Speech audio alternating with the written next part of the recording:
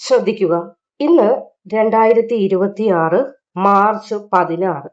ഭാരതീയ ജ്യോതിഷശാസ്ത്രത്തിലെ അത്യപൂർവമായ ഒരു ഗ്രഹസംഗമം ഇന്ന് സംഭവിക്കുകയാണ്. മഹാലക്ഷ്മി രാജയോഗം. ഇത് വെറുമൊരു പ്രവചനമായിട്ട് കണക്കാക്കേണ്ട. പ്രവചനം, നിങ്ങൾ പറയാറുണ്ട് പലതും ഫലിക്കാതെ പോകുന്നുണ്ട്, ഗുണങ്ങൾ വരുന്നില്ല എന്ന്. അങ്ങനെ ഒരു ചിന്തയോടുകൂടി കേൾക്കുകയും വേണ്ട. പ്രപഞ്ചം നിശ്ചയിച്ച ഒരു വിധി നിർണയമാണ് സംഭവിക്കുന്നത്. ആകാശമണ്ഡലത്തിൽ ഗ്രഹങ്ങൾ തങ്ങളുടെ ഭയാനകമായ നിശബ്ദത വെടിഞ്ഞ് ചില നക്ഷത്രക്കാരുടെ ജീവിതത്തിലേക്ക് ലക്ഷ്മി ചൈതന്യവുമായി ഒഴുകിയെത്തുന്ന സുവർണ ദിവസമാണ് ഇന്ന്. പക്ഷേ ജ്യോതിഷം വെളിച്ചം മാത്രമല്ല, പലപ്പോഴും നമ്മുടെ ജീവിതത്തിൽ ഒരു താക്കീത് കൂടി നൽകുന്നുണ്ട്. അതായത് ഐശ്വര്യം പടിവാതിൽക്കൽ എത്തുമ്പോൾ നാം പുലർത്തേണ്ട ജാഗ്രതയെക്കുറിച്ച് ഭയഭക്തിയോടുകൂടി മാത്രം ചിന്തിക്കേണ്ട ചില നിഗൂഢ സത്യങ്ങളെക്കുറിച്ചും ഇന്നത്തെ അധ്യായത്തിൽ ഞാൻ നിങ്ങളോട് സംവദിക്കാൻ പോവുകയാണ്. വിധി നിങ്ങളെ തിരഞ്ഞെടുത്തു കഴിഞ്ഞു. ഇനി നിങ്ങൾ അത് എങ്ങനെയാണ് ഉൾക്കൊള്ളുക? നിങ്ങൾ ഉൾക്കൊള്ളാൻ തയ്യാറാണോ? മഹാലക്ഷ്മി രാജയോഗം. എന്നാൽ ലഗ്നാധിപനും 9ാം ഭാവാധിപനും തമ്മിലുള്ള ഒരു വിശുദ്ധമായ ഒത്തുചേരലാണ് മഹാലക്ഷ്മി രാജയോഗം എന്ന നിലയിലേക്ക് എത്തിച്ചേരുന്നത്. ഇത് ഭാഗ്യത്തിന്റെ പരമകാംക്ഷയായി ഈ ഒരു നിമിഷം നിങ്ങളുടെ ജീവിതത്തിലേക്ക് പല രീതിയിലുള്ള മാറ്റങ്ങൾ വന്നു ചേരും. അത് 4 നക്ഷത്രക്കാരുടെ ജീവിതം ഒന്ന് കീഴ്മേൽ മറിയാൻ പോകുന്ന സമയം കൂടിയാകുന്നു. ഇതിൽ ആദ്യത്തെ നക്ഷത്രം രോഹിണിയാണ്. ചന്ദ്രന്റെ ആധിപത്യമുള്ള നക്ഷത്രമാണ് രോഹിണി. അതുകൊണ്ട് തന്നെ നിങ്ങൾക്കിനി മാനസികമായി ഒരു കരുത്ത് ലഭിക്കുന്ന സമയമാണ്. എന്ത് ചെയ്താലും അതിൽ വിജയം കാണുന്നില്ല എന്നതാണ് പ്രശ്നം. രോഹിണി നക്ഷത്രത്തിന് അത് മാറ്റമുണ്ടാകും. ഇനി രണ്ടാമത്തെ നക്ഷത്രമായി വരുന്നത് മകമാണ്. പിതൃക്കളുടെ കണ്ണ് നിങ്ങളിൽ പതിഞ്ഞിരിക്കുന്നു എന്ന സമയമാണ്. അതായത് നമ്മൾ പറയാറുണ്ട്, ഏതൊക്കെ ദേവി ദേവന്മാർ അനുഗ്രഹിച്ചാലും പിതൃക്കളുടെ അനുഗ്രഹം ഇല്ലാത്ത പക്ഷം ആ ഗുണങ്ങളൊന്നും നമ്മൾ മനുഷ്യരിലേക്ക് വന്നു ചേരുകയില്ല എന്ന്. ഇവിടെ മകം നക്ഷത്രക്കാർക്ക് പിതൃക്കളുടെ അനുഗ്രഹം ഉണ്ടാകുന്നു. ഈ മൂന്നാമത് പുണർത നക്ഷത്രമാണ്. അതായത് നഷ്ടപ്പെട്ടു എന്ന് കരുതിയ പല കാര്യങ്ങളും കാലം തിരികെ നിങ്ങൾക്ക് നൽകുന്നു എന്നതാണ് മനസ്സിലാക്കേണ്ടത്. ഇനി നാലാമത്തത് ഉത്ര നക്ഷത്രമാണ്. അധികാരം, ആദരവ് തുടങ്ങിയ പദങ്ങളിലേക്ക് നിങ്ങൾ വന്നു ചേരുന്ന സമയം. പക്ഷെ ഓർക്കേണ്ട കാര്യമുണ്ട്. അതായത് ഭാഗ്യം വരുമ്പോൾ കൂടെ മനുഷ്യർക്ക് അഹങ്കാരത്തിന്റെ നിഴലും വന്നു ചേരും. അതങ്ങനെയാണ്. ആ നിഴൽ നിങ്ങളെ വിഴുങ്ങിയാൽ മഹാലക്ഷ്മി നിങ്ങളെ വിട്ടുപോകാൻ നിമിത്തമായി മാറും. അതുകൊണ്ട് ഈ യോഗം നിങ്ങൾക്ക് നൽകുന്നത് വെറും പണം മാത്രമല്ല, മറിച്ച് നിങ്ങളുടെ കർമ്മഫലങ്ങളുടെ കണക്ക് പുസ്തകം കൂടിയാണ് ഇവിടെ തുറക്കപ്പെടുന്നത് എന്നതുകൂടി മനസ്സിലാക്കേണ്ടതായിട്ടുണ്ട്. എന്താണ് നിങ്ങളെ കാത്തിരിക്കുന്ന മാറ്റങ്ങൾ എന്നത് മനസ്സിലാക്കുക. ഭയാനകമായ വേഗതയിൽ സംഭവിക്കുന്ന മാറ്റങ്ങൾ. ഇന്നലെ വരെ നിങ്ങളെ പുച്ഛിച്ചവർ നിങ്ങളുടെ മുന്നിൽ കൈകൂപ്പി നിൽക്കുന്ന കാഴ്ച നിങ്ങൾക്ക് കാണുവാൻ ഇടയാകും. മുടങ്ങിക്കിടന്ന കാര്യങ്ങൾ, വർഷങ്ങളായി നീണ്ടുപോയ കേസുകൾ, തീരാത്ത കടങ്ങൾ എല്ലാം ഒരു മാന്ത്രികതയാൽ എന്ന പോലെ അപ്രത്യക്ഷമായി മാറുന്നത് ഇന്നു മുതൽ നിങ്ങൾക്ക് കാണുവാൻ സാധിക്കും. നിങ്ങളുടെ വാക്കിന് ഇന്നു മുതൽ അഗ്നിയുടെ ശക്തി ഉണ്ടാകും. നിങ്ങൾ എന്ത് ചിന്തിക്കുന്നുവോ അത് സംഭവിക്കുന്നതാണ്. അതുകൊണ്ടാണ് ഞാൻ പറയുന്നത്, ചിന്തകളിൽ പോലും വിശുദ്ധി പാലിക്കുക എന്നത്. നിങ്ങളുടെ ആഗ്രഹങ്ങൾ സഫലമാകാൻ തുടങ്ങുന്നത് കണ്ട് നിങ്ങൾക്ക് പോലും അതിശയം തോന്നുന്നതാണ്. പക്ഷേ ആ അത്ഭുതം നിങ്ങളെ ഭയപ്പെടുത്തുകയും ചെയ്യും വേണമെങ്കിൽ. കാരണം അമിതമായ ഭാഗ്യം പലപ്പോഴും മനുഷ്യനെ അന്ധനാക്കി മാറ്റും എന്നും പറയാറുണ്ട്. അതുകൊണ്ട് പണം അധികമായി കൈകളിലേക്ക് വരുമ്പോൾ ആ അന്ധതയിലേക്ക് വീണു പോകാതിരിക്കാനും നമ്മൾ ശ്രമിക്കേണ്ടതായിട്ടുണ്ട്.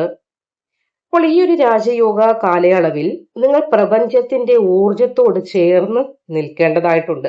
നിസ്സാരമെന്ന് നിങ്ങൾ കരുതുന്ന ആഹാരവും വസ്ത്രവും നിങ്ങളുടെ വിധിയെ തന്നെ മാറ്റിമറിക്കും. അതായത് കറുത്ത വസ്ത്രങ്ങൾ ഈ ഒരു കാലയളവിൽ അശുഭകരമാണ്. ചില ആളുകളുണ്ട്, പ്രത്യേകിച്ച് ഇന്നത്തെ മോഡേൺ ഡ്രസ്സുകളിൽ കൂടുതൽ ആളുകളും കറുത്ത വസ്ത്രങ്ങൾക്കാണ് പ്രാധാന്യം കൊടുക്കുന്നത്. കൂടുതൽ ആളുകളും കറുത്ത വസ്ത്രങ്ങളോടൊരു പ്രത്യേക ഇഷ്ടമാണ്. എന്നാൽ ഇവിടെ ഈ പറഞ്ഞ 4 നക്ഷത്രക്കാർ തൽക്കാലം അശുഭകരമായിട്ട് ഒന്ന് കണക്കാക്കിക്കോളൂ ഈ കറുത്ത വസ്ത്രങ്ങളെ. കാരണം ശനിദേവന്റെ കടുത്ത സ്വാധീനം ലക്ഷ്മി ചൈതന്യത്തെ ചിലപ്പോൾ തടസ്സപ്പെടുത്താൻ സാധ്യത കൂടുതലുണ്ട്. നിങ്ങളിങ്ങനെ കറുത്ത വസ്ത്രവും ഇട്ടുകൊണ്ട് നടന്നാൽ. അപ്പോൾ കറുത്ത വസ്ത്രവും ഇട്ടുകൊണ്ട് നടന്നിട്ട് ഗുണം വരാതിരുന്ന് എന്നെ കുറ്റം പറഞ്ഞിട്ട് യാതൊരു കാര്യവുമില്ല. അല്ലാത്ത പക്ഷെ ഏത് നിറമാണ് വേണ്ടതെന്ന് ചോദിച്ചാൽ മഞ്ഞ, വെള്ള, അതല്ലെങ്കിൽ ഇങ്ങനെയുള്ള നിറങ്ങൾ, കടും ചുവപ്പും വേണ്ട, അങ്ങനെയുള്ള നിറങ്ങൾ ഒഴിവാക്കുക. കാരണം നിങ്ങളുടെ പ്രഭാവ മണ്ഡലത്തെ ശുദ്ധീകരിക്കപ്പെടേണ്ട സമയം കൂടിയാണ്. അതുകൊണ്ട് തന്നെ വസ്ത്രത്തിൽ അഴുക്കോ കീറലോ ഉണ്ടാകാതിരിക്കുക. ദാരിദ്ര്യ ലക്ഷ്മി പ്രവേശിക്കുന്ന വാതിലുകളാണ് അതൊക്കെ, അഴുക്കായ വസ്ത്രം, കീറിയ വസ്ത്രങ്ങളൊക്കെ. അതുകൊണ്ട് തന്നെ വളരെ ലൈറ്റായ നിറങ്ങൾ ഉപയോഗിക്കുക. മഞ്ഞ ഉപയോഗിക്കാം, വെള്ള നിറങ്ങൾ, അതിൽ ചെറിയ ചെറിയ പുള്ളികളൊക്കെ ഉള്ളത് ഒന്നും പ്രശ്നമില്ല. വെള്ളയ്ക്കായിരിക്കുമല്ലോ പ്രാധാന്യം കൂടുതലായിട്ട് വരുന്നത്. ഇനി അടുത്തത് താമസികമായ ലക്ഷണങ്ങളുണ്ട്. അമിതമായ മാംസം കഴിക്കുന്ന മാംസാഹാരം, അതേപോലെ ലഹരി പദാർത്ഥങ്ങൾ എന്നിവയൊക്കെ ഒരു പുണ്യകാലത്ത് ഒഴിവാക്കുന്നത് ഉത്തമമാണ്. ഒരുപാട് കഴിക്കാതിരിക്കുക. ലൈറ്റായിട്ട് കഴിക്കുന്നതിനും പ്രശ്നമില്ല, കഴിക്കാതിരിക്കാനും സാധിക്കില്ലല്ലോ. അപ്പോൾ ഒരു സാത്വികമായ ഭക്ഷണം നിങ്ങളുടെ ബുദ്ധിയെ തെളിമയുള്ളതാക്കി മാറ്റും എന്നതുകൂടി മനസ്സിലാക്കുക. ഭക്ഷണം കഴിക്കുമ്പോൾ വടക്ക് ദിശയിലേക്ക് തിരിഞ്ഞിരിക്കരുത്. കാരണം അത് നിങ്ങളുടെ ആയുസ്സിനെ, ഐശ്വര്യത്തെയും ബാധിക്കുന്ന ഒരു സമയമാണ്. അതുകൊണ്ട് വടക്ക് ദിശയിലേക്ക് നോക്കി ടേബിളിൽ നിന്ന് ഭക്ഷണം കഴിക്കാതിരിക്കുക. അപ്പോൾ കിഴക്കോട്ടോ പടിഞ്ഞാറോട്ടോ തിരിഞ്ഞിരുന്ന് കഴിക്കുന്നതിന് കുഴപ്പമില്ല. ഈശ്വര സ്മരണയോടെ മാത്രം ഭക്ഷണം കഴിക്കുക. അത് ഏത് മനുഷ്യരായാലും ഭക്ഷണം അടുത്തേക്ക് കൊണ്ടുവന്ന് വെച്ചതിന് ശേഷം ആദ്യമേ ഭഗവാനെ പ്രാർത്ഥിക്കുക. കാരണം ഈ അന്നം ഇതേപോലെ തന്നെ എനിക്ക് മുട്ടാതെ മുന്നോട്ട് പോകാൻ സഹായിക്കണേ ഭഗവാനെ എന്ന് പ്രാർത്ഥിച്ചിട്ട് മാത്രമേ കഴിക്കാൻ പാടുള്ളൂ. അമിതമായി സംസാരിച്ചുകൊണ്ട് ഭക്ഷണം കഴിക്കുന്നതും ഒഴിവാക്കുക. അത് നിങ്ങളുടെ ഊർജത്തെ ചോർത്തി കളയുന്നതിനും സാധ്യതയുണ്ട്. അപ്പോൾ ഈ കാര്യങ്ങൾ നിങ്ങൾ അനുവർത്തിച്ചു മുന്നോട്ട് പോയാൽ മഹാലക്ഷ്മി രാജയോഗം നിങ്ങൾക്ക് തീർച്ചയായും ഗുണകരമായ ഫലത്തെ തന്നെ പ്രദാനം ചെയ്യും. അപ്പോൾ നിങ്ങൾ അറിഞ്ഞിരിക്കേണ്ട ഏറ്റവും വലിയ രഹസ്യം ഇതാണ്. അതായത് ഞാൻ പറയാൻ പോകുന്നതും, ലക്ഷ്മി ചഞ്ചലയാണ്. അതായത് ലക്ഷ്മി ദേവിക്ക് എപ്പോ വേണമെങ്കിലും മാറ്റം സംഭവിക്കാം. അതായത് ഒരു ചെറിയ നമ്മുടെ തെറ്റായ പ്രവൃത്തി മതി നമ്മുടെ കയ്യിൽ നിന്ന് ധനം നഷ്ടപ്പെടാൻ. അപ്പോൾ എന്താണ് ധനം നഷ്ടപ്പെടുന്നതിലൂടെ തന്നെ ലക്ഷ്മി ദേവി നമ്മളെ വിട്ടുപോയി എന്നതാണ്. അപ്പോൾ ഇവിടെ ലക്ഷ്മി ദേവി വരുന്നത് ആനപ്പുറത്താണെങ്കിൽ പോകുന്നത് കാറ്റിലായിരിക്കും. ആനപ്പുറം ആന പതുക്കെ പതുക്കെ ആയിരിക്കും വരുന്നത്. പക്ഷേ ആ ദേവി നമ്മുടെ കയ്യിലേക്ക് ധനമായി വന്നു ചേരുമ്പോൾ നമ്മുടെ ഒരു തെറ്റ് മതി, കാറ്റ് പോലെ നമ്മളെ വിട്ട് ഈ ഭാഗ്യം പുറത്തേക്ക് പോകുന്നതിന്. നിങ്ങൾക്ക് മനസ്സിലായി എന്ന് വിശ്വസിക്കുന്നു. അപ്പോൾ സന്ധ്യാസമയത്ത് വീടിന്റെ ഉമ്മറത്ത് ദീപം തെളിയിക്കാതെ ഇരിക്കരുത്. വീട് ഇരുട്ടാക്കി ഇടരുത്. വീടിന്റെ വടക്ക് കിഴക്ക് ഭാഗം, അതായത് ഈശാന കോണെന്ന് പറയും, അവിടെ വൃത്തികേടാക്കി ഇട്ടാലും ഈ രാജയോഗങ്ങൾ നിങ്ങൾക്ക് ശാപമായി, വാളായി മാറി നിങ്ങൾക്ക് തലയ്ക്ക് മുകളിൽ ദോഷമായി നിൽക്കാൻ സാധ്യതയുണ്ട്. മറ്റൊരാളുടെ കണ്ണുനീരിൽ വീണ പണം നിങ്ങളുടെ കൈകളിൽ എത്താൻ അനുവദിക്കരുത്. വേറൊരാൾക്ക് ദോഷമാവുന്ന കാര്യങ്ങൾ ചെയ്യരുത്. വേറൊരാളെ അപഹരിക്കുകയോ അല്ലെങ്കിൽ അവനെ ഞാൻ പറ്റിച്ച് പണം ഉണ്ടാക്കി എന്ന ധാരണയിലോ ഇരിക്കരുത്. സത്യമായ വഴിയിലൂടെ ദേവി നമുക്ക്, അതായത് ഐശ്വര്യം ലക്ഷ്മി ദേവി നമുക്ക് കൊണ്ടുവരും.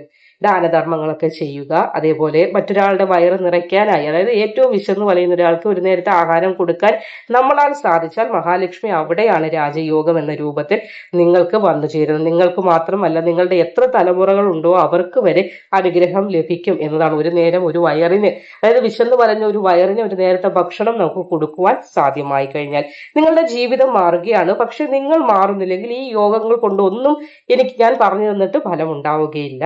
അപ്പോൾ മഹാലക്ഷ്മി രാജയോഗം തുടങ്ങിക്കഴിഞ്ഞു. വിധി നിങ്ങളെ നോക്കി ചിരിക്കുന്ന ഈ അവസരം നിങ്ങൾ മുറുകെ പിടിക്കുക. അതായത് ഭക്തിയോടെ, ജാഗ്രതയോടെ, ആത്മവിശ്വാസത്തോടെ മുന്നോട്ട് നീങ്ങുക.